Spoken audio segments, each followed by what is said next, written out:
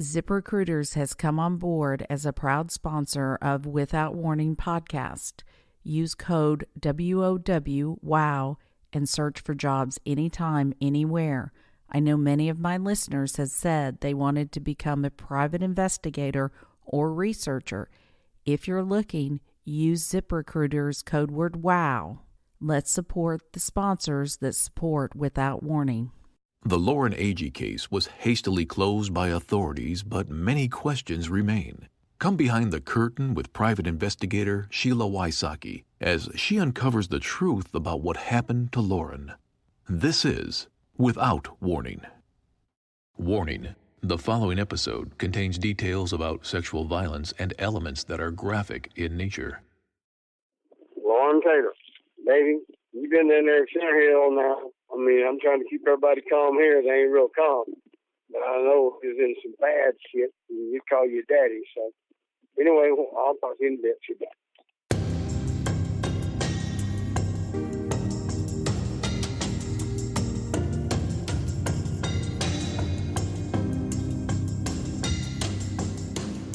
We now know the people that were camping with Lauren the night she died. You just heard about Aaron Lilly. The other two we know that were with her were Chris Stout and her childhood friend, Hannah Palmer. On this episode, you will hear different witnesses who saw or heard something during the Saturday and Sunday of Wakefest. Give me a timeline of that morning. Well, precise timeline is a little hinky because that was an event day. We had Wakefest there. This is Deanna Elders. She was working at the marina the weekend of Wakefest. That's probably an influx of, 2,000 extra people. So there's a lot of moving parts all day long. When I say earlier in the day, I mean midday. Okay. Noon-ish. I'm standing outside, and of course there's hundreds of 20 and 30-somethings running around. Right. And when you say standing outside, out front of the Fish Lips or the store? The store okay. at the gas pump there, okay. in front of the ship store. And just watching traffic, making sure people aren't going to run into each other. And there's a lot of people standing, and you don't know whether they're waiting on someone to come and pick them up and take them out to the event. The event was not per se at the marina. That's where people stayed and got gas. But this girl, tiny girl, and I later knew was Hannah Palmer. And she's a very petite girl, very sweet, and she was just standing there, and she appeared nervous.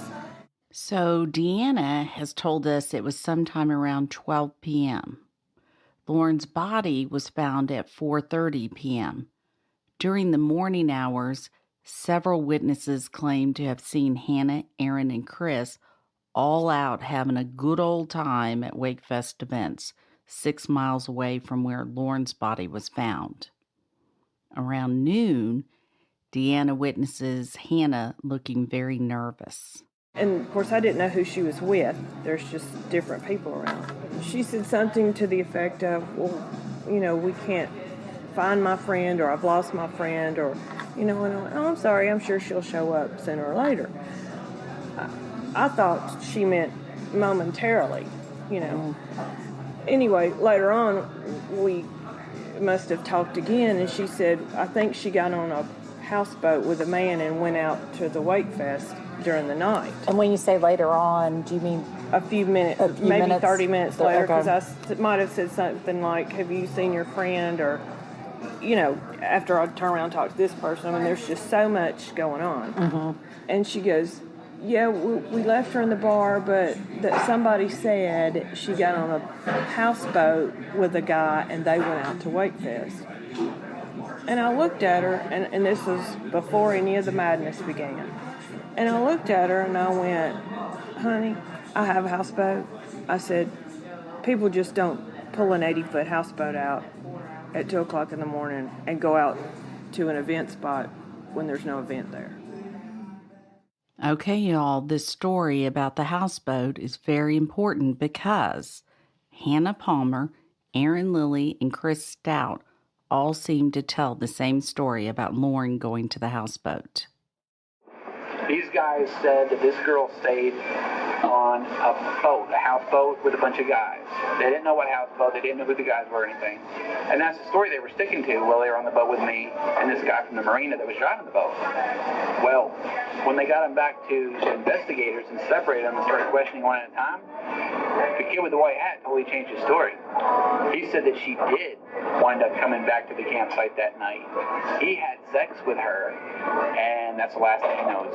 And he's not an idiot. The reason he's saying he had sex with her is because he figured out they're going to find that out in the autopsy. Did you hear that?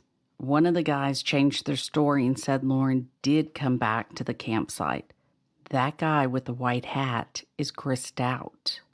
We will address Chris's story about having sex with Lauren and what the autopsy results were later on. For now, let's get back to Deanna Elders and her encounter with Hannah. Fast forward to when the Blair boy, they were fishing over in the cove by the bluff where she camped. If you recall, you heard from the Blair boys in episode 2. They were the father and son who were fishing in the cove when they found Lauren's body. He came in and he said, "You're Harry's wife, right?" And I said, "Yes." And I recognized him, but I didn't, I knew I'd seen him. And he said, "I have found a child's body." I said, "In the water, or he's lost his parents?" He goes, "Dead in the water." And I said, "Can you go back over there with my husband or with someone?" Because we had 2 off-duty police officers working the bar. This guy, he comes into the store down there, tells the lady behind the counter in the store that there's a body in the water. Then he comes running down the boat dock to me, and I'm in uniform, and he's screaming, "There's a body in the water." This is Ryan Melanson, one of the off-duty White County police officers who was on a security detail at Fish Lips during Wakefest. So I'm like, okay. So we get on a boat, go out there, and there's a fisherman. I guess there was 2 fishermen or something, because there's another fisherman out there close to the body. And, we get out there, take a look around, didn't see anything at first, and then we saw a body floating back in like this cul-de-sac toward the mountain, away from the marina. I didn't call 911 right away. I was trying to call our TWA officers that I have their cell phone numbers. We have their cell phone numbers. But I couldn't get anyone to answer their phones. And I didn't want to call 911 until we figured out what we had, And so that's when Harry and the police officers and the Blair people, daddy and son, went back over there. Mm-hmm. County calls TWRA on the radio. Here comes TWRA from all ends of the earth. But it's still at that time, we thought it was a child. Mm-hmm.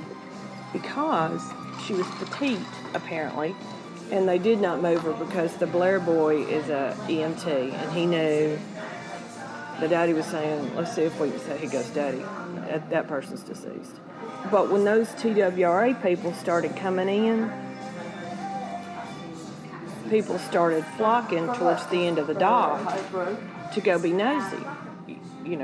Nobody had identified her. I didn't even know what Lauren looked like. All those kids were most of them are faceless because there's so many. Mm-hmm. Aaron Lilly always stuck out because of his bravado. Mm-hmm. And, of course, the service dog. Right. We had words the day before in the store about that dog, and he just blew me off, and I thought, "Oh, come on, kid, watch on you," Mm-hmm. But I didn't put them 2 together because everybody's just milling around. Unless you know people, you don't know who they're with. Right. Did you ever meet Chris Stout? No, but Harry kept saying, he goes, "Deanna, it was the Justin Bieber looking guy. He's got that hair." And I look at him and I'm like, well, he looked like 30 of those kids out there. He didn't stand out in my mind, and I couldn't even tell you if he was the 3rd one there when they were leaning against the boat. Okay. Like waiting to see what they pulled out of that creek. Mm-hmm. No, I know they know that was her. Now, Harry said one of the boys came around the corner in a canoe. Do you know who that was?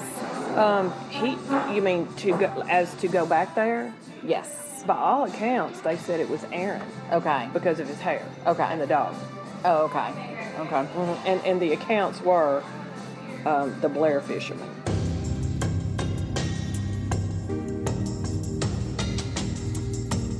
This episode is brought to you by Home Advisor. Finding the right pros for home projects can be tough and spark a lot of questions like, how do I find a pro who can help? Will they do a good job? Will I get a fair price? That's where Home Advisor can help.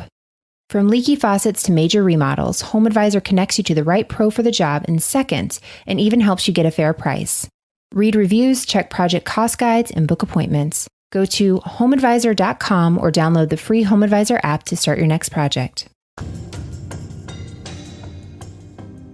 Conversation with Sheriff Ray, Jeremy Taylor, Brian A.G. Michael Smith, September 23rd, 2015, approximately 8 o'clock to 8:30.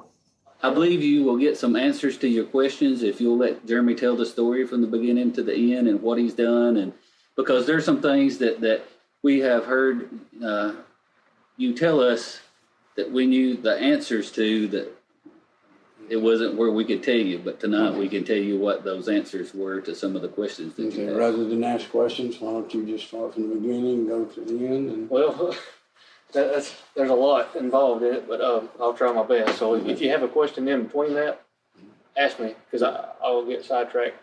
So sure. just go ahead and ask and interrupt me or whatever, you know. I got the call to go down there. The other detective, Robert Patrick, he was closer than I was. He's the initial guy that went, made contact with him. When I got there, I made contact with Aaron Lilly, Chris Stout, and Hannah. And I talked with him, got statements with him. Robert had already went over and took pictures of the campsite with Aaron. He showed him where it was because he didn't know where it was. So he took him up there, and while he was going through, it was just him and Aaron, and he snapped some pictures and stuff. And when I got there, Robert showed me. We all went back over there. Me, Robert, and the TWRA took more pictures, photos, looked for.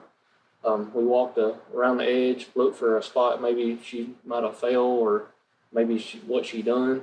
You know, at this point, I hadn't seen her body. I didn't know just from what Robert explained because they had already took her away before I got there.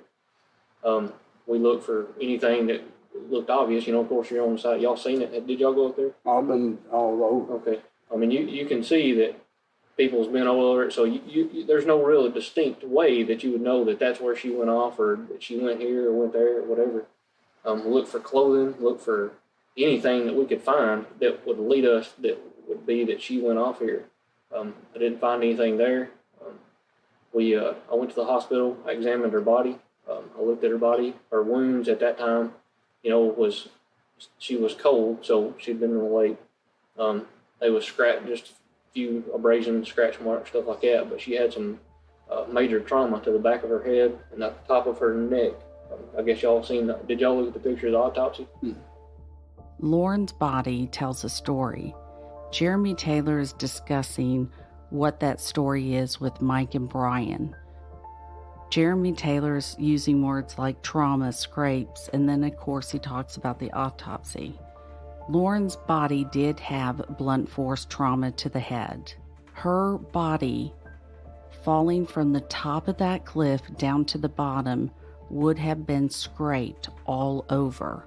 There are jagged rocks there. Walking barefoot up there, she would have cut herself. Does Lauren's body have that? Lauren's body is pretty clean, with the exception of a few scrapes here and there and some bruising. For someone to fall from the top of that cliff down to the bottom, it would have been torn up. An investigator would have noticed that. If you read the autopsy or if you see the pictures, you know what I'm talking about. To the back of her head is major trauma in the top. When you say major trauma, what are you talking about? She had skull fractures, right. Major bleeding, hemorrhaging to the brain. Right, sure. To the back from like right here all the way down to the back of her neck. Right. Top of her shoulder. Yeah. Her spine was compressed. Mm-hmm. Her vertebrae was compressed. Mm-hmm. They had fractures in the vertebrae. She had 2 marks like right here, and she, that's what I've seen. I didn't see any facial marks, anything like that would be consistent with like black eyes or anything like that. You know, she had some just those abrasions on her arm. We talked to Aaron Lilly again after the fact. He gave the same story. They all gave the same story, of course, and I have that in here too. I have it recorded from the written statements to the recordings that I have. And all these are the emails that y'all had sent from the people that they had talked to. And the stories that they gave everybody else was the same story that they gave me. You know, that's the things that I wasn't saying to y'all. You know, when Aaron Lilly said all these things, he was telling the truth to them. All those stories are exactly what he told me on the tape. If y'all get their stories and compare them, they're the exact same. He didn't change from person to person. Now let's go back. Earlier, you heard from Deanna Elders and Ryan Melanson talk about their encounters with Hannah, Aaron, and Chris in regards to what they knew. They each stated that Lauren must have gone on a houseboat. But Ryan, being on the ball, noticed an inconsistency in Chris's story the second time Chris said that Lauren had come back to the campsite that night. And when I talked to the pathologist down there that done the autopsy report, y'all seen what he put on there. He doesn't know what I have. He has no idea what my case file consists of. So he said the same thing. The polygraphs, I called the Department of Justice. I can give you those two names if y'all like them. They reviewed the case. They know what's in the case.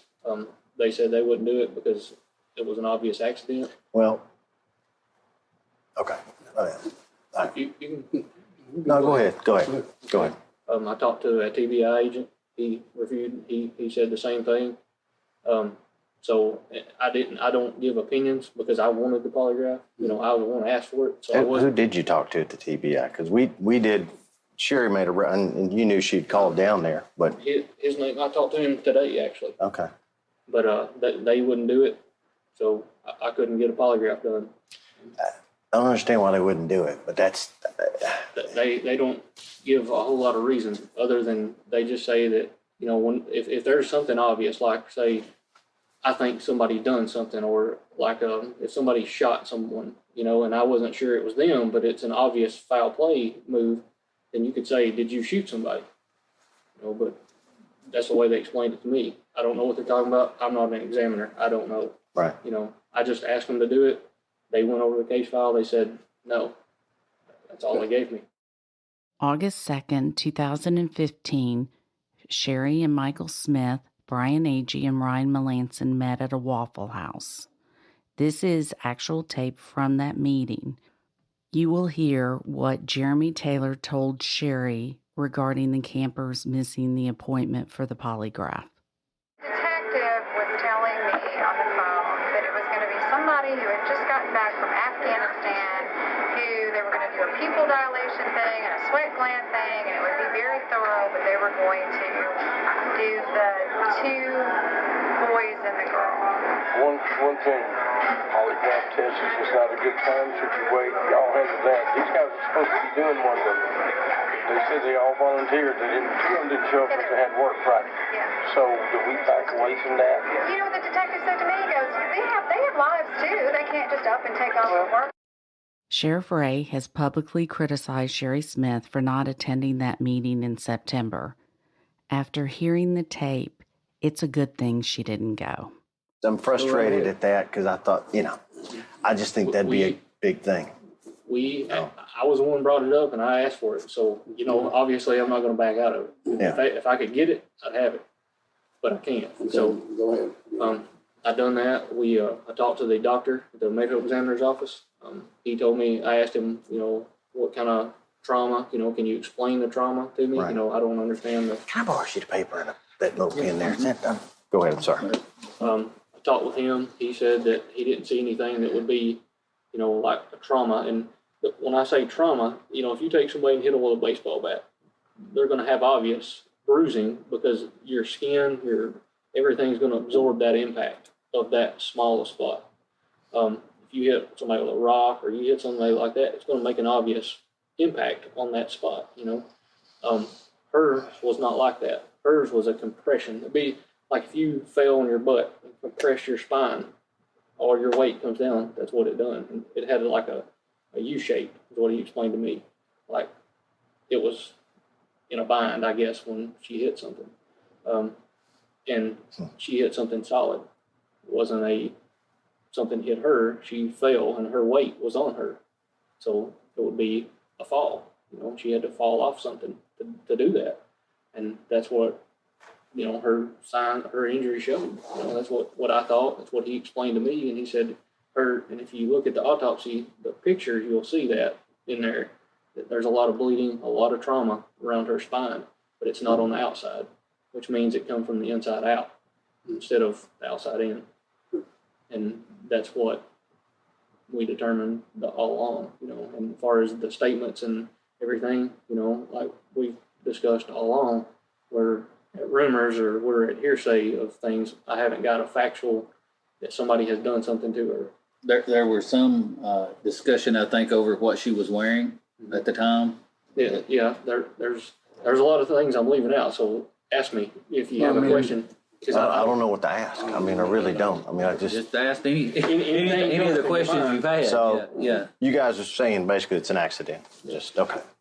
Case closed for us. It's not. That doesn't mean that if you don't have factual, you'll have a private investigator. If something comes up as a fact, then sure, more than you can reopen. Yeah. It's so we need y'all to reopen the case. You could. Who reopens that? Do you guys do that if we find something? The district attorney will actually be the one that will give us the go ahead to. And that's what the private investigator will have to go through him anyways. Right. If they get something factual, they'll have to go through them and they'll us, and we'll work together. We're not opposed to that. Like I say, at this point, we don't have any facts of the case that. There's really nothing from, I don't know what I look at. I wouldn't even know. You just told me, so why would I need to look? Well, I mean, we're just saying it's open to you. Yeah, I appreciate it. Like her, there was questions there of Chris Stout saying he had sex with her, things like that. He didn't. She was on her period. Things like that. We have pictures of her with those shorts on. If I told you I had him on tape saying it. Even if he said it, okay. I mean, what's that? She was on her period, so.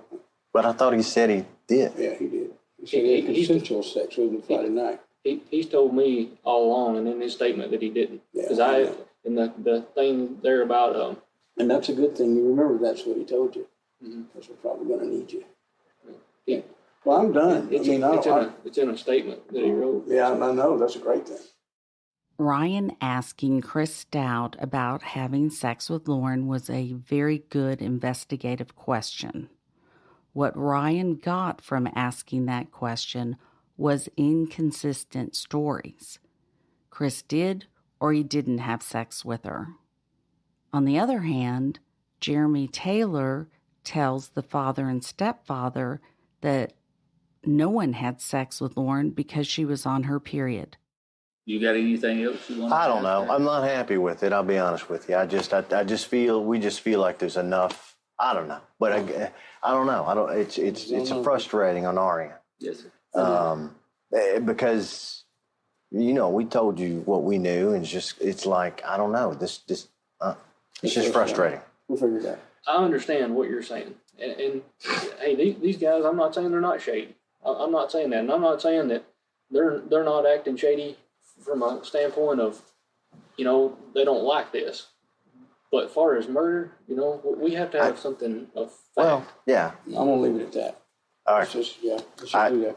I mean, I want you to be comfortable, because I don't see that there's anything that we can add or detract here without just getting her stuff and going. You just... All right. What do you feel? Do you feel like you got something? No, man, I don't know what to ask. I have no idea what to ask. That's exactly it. I have no idea. I mean, if you've said... I don't know. I just don't know what to add to the conversation. No, it's not. Because it's... There it is, right there. I know. And you said I got a son that age, and if something happened, you'd be... I'd be just like... And I'm not looking for justice in the sense that I want people to pay. I just want the truth, and I just don't feel like we're getting the truth. That's our problem. Our job is to determine there's no foul play. Right. And we have nothing. Yeah. I mean, nothing. It's gonna be hard. The injuries are consistent with the fall. Well, that we know. Yeah. So I mean, I don't know. I don't know how you're going to have proof beyond a reasonable doubt. Yes. At the end of the day, we're looking at proof beyond a reasonable doubt on someone. So, what happens now? If Jeremy gets a call or someone gets a call of factual stuff, I mean, we can't chase rumors. We have to have something that's got some bite to it, in order to do something, and when you have a tragedy happen, there's all kinds of rumors. I mean, all kinds of them. And then, the world's a cruel place, and they tell you things and make up things, and people try to put together things that is not there. And it just, becomes very confusing for the family and us, of whatever. But you have to have some proof of something. Then I'll ask you again what I asked you down there that night we came. Do you have any proof that somebody done something, or just speculation? Probably more speculation. Yeah, see, that's what I'm saying. Just in case you did not catch this, Sheriff Ray just asked Michael if he had evidence. Sheriff Ray asked Michael. I'd be just like you. I want you both to know I'm with you. I've got a child, and if something happened to him, hey, I'd be just like you. I'd want to know probably answers that I will probably never be able to find answers to. I wish I could sit here and tell you, hey, I'm positive that this right here happened and this right here happened, but I can tell you from what I know of it from the beginning to the end, that there has never been nobody that has said anything that points towards foul play of something. That factual says that. Right, I guess. Now, there are all kinds of people out there that might say it. People that doesn't know anything about anything of it, they just heard or added to what somebody else said or something like that. But I'd be just like you. iPhone 6. If I could give you some kind of closure tonight, I'd try my best. The truth. I really just want the truth. And none of it makes sense to me that somebody walked off a cliff. My brain can't process that. If me or the DA or the pathologist or somebody thought that there was some type of foul play there, then we would be talking about different things tonight. But at this point, that's sort of where everybody is. Okay. In this case, time's on our side. Right. So we're patient, and we're not going away. So.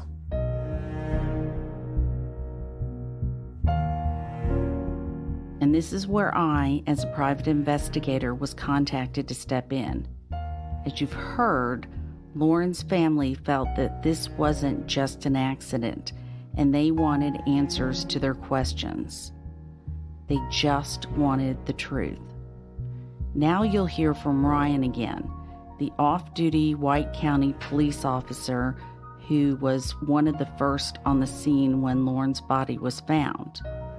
If you recall, he was also the one that pulled Aaron and Chris onto his boat to question them when they canoed up to the scene, asking if that was their friend in the water. What you're about to hear is very interesting from a law enforcement perspective on how the investigation was handled. During this conversation, you will hear Ryan speaking to Sherry and Mike about what he observed during the DeKalb County Sheriff's investigation. The reason that I made contact and wanted to talk to her is because I don't want this case to go away, okay? Because I feel like something's seriously wrong here, okay? The reason I feel like that is because I was out there the day the body was pulled out of the water, and the way that the DeKalb County Sheriff's Office handled the investigation was mind-blowing to me. Okay? I mean, I'm not an investigator, I'm a road deputy, but even I know that they missed a bunch of evidence while they were out there. Okay? They just, it's like they didn't even care. They just wanted to get out there, rule it as an accidental drowning, and close the case. That's the vibe I got from them. Okay? So, you want the story from beginning to end? Yeah. Okay. Yeah, I'm just going to listen for a while, then I'll have some questions. And I understand you ain't got to tell us nothing. Yeah. The reason I'm telling you this is because, like I said, I don't want this to go away. I don't want it to get brushed under the rug and these kids get away with murder and, you know, this girl's dead. You know, she deserves justice. She does. And the kids that are involved with this, you can tell that, you know, they got issues to start with, you know, and talking to them for about an hour and a half on a boat in the middle of a lake, they pretty much hung themselves to me.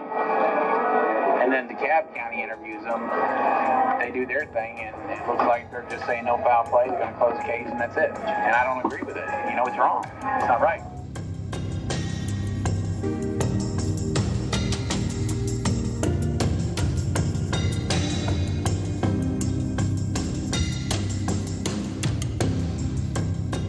Lauren's family gives their full permission for any and all details to be shared in hope that the truth will come out.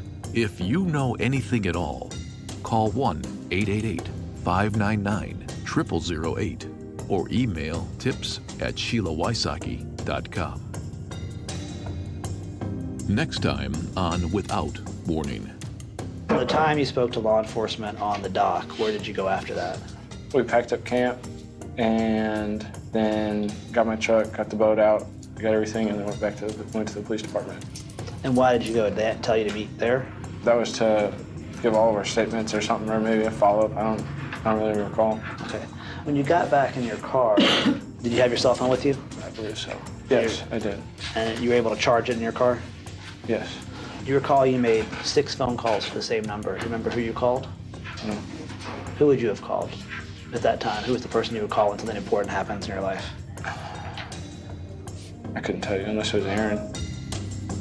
Without Warning. Host, Executive Director, and Executive Producer, Sheila Wysocki. Editors, Katie Zitzman and Aaron Parker. Mixing and mastering by Resonate Recordings. Narrator, Tim Evans. Make sure you subscribe to the podcast and leave us a quick review to help others discover it too.